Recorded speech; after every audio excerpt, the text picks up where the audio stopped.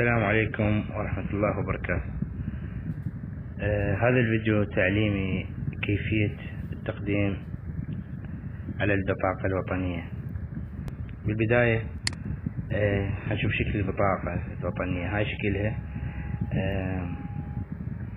بطاقة يعني صعب تتزور ويتم اسقاط الجنسية وشهادة الجنسية وتحل محلها هاي البطاقة.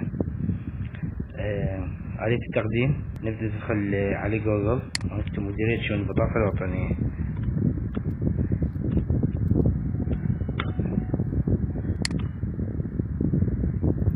لما دخلنا على الموقع نروح على الاستمارة الإلكترونية.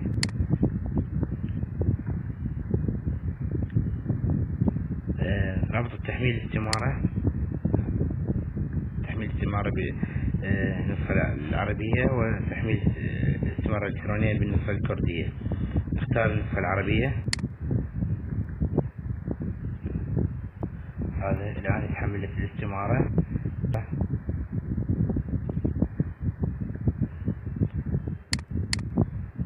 هذا الاستمارة طبعا نسوي فتح لضغط الملف. الآن ما فتحت ضغط الملف مباشرة. ندخل على الاستمارة تنفتح ببرنامج خاص، برنامج ادوب ريدر برو.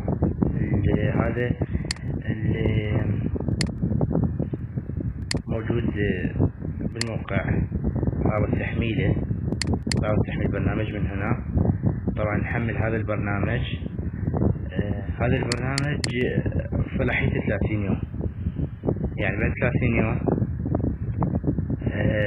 ما ممكن نملي الاستمارة دي نهائيا، لأن الباركود ما يتولد، فلازم يطلب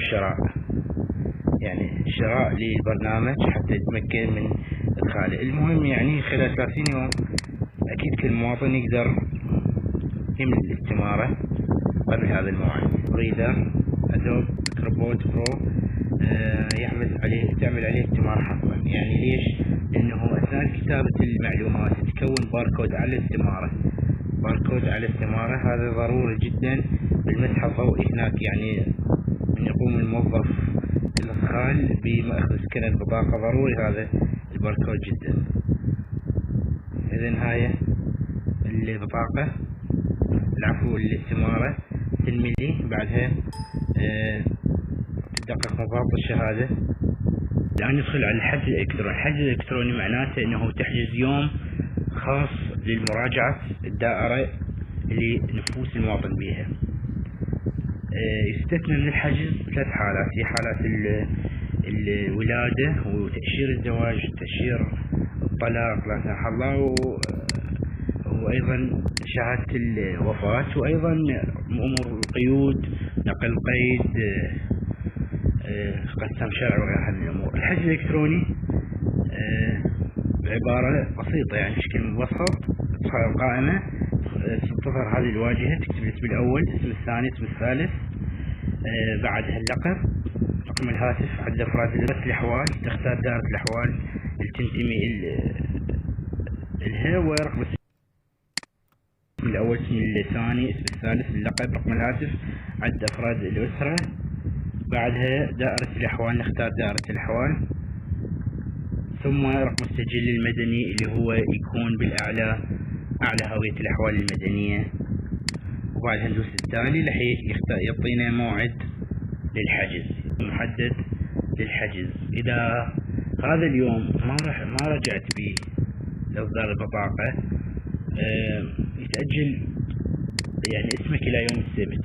إذا هذه الأحوال ما تشتغل يوم السبت فلازم تقوم بعملية حجز إلكتروني ثاني. بعد ما تملي الاستمارة الإلكترونية تراجع الدائرة باليوم المخصص لك حسب الحجز الإلكتروني، وبعدها تمر 3 مراحل: ضبط الشهادة، مدخل بيانات، ثم مدقق حسابات، تصريح نهائي. بعدها تصدر البطاقة من خلال يعني في غضون أيام من 7 إلى 10 أيام.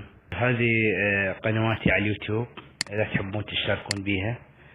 مع تحيات أحمد التميمي.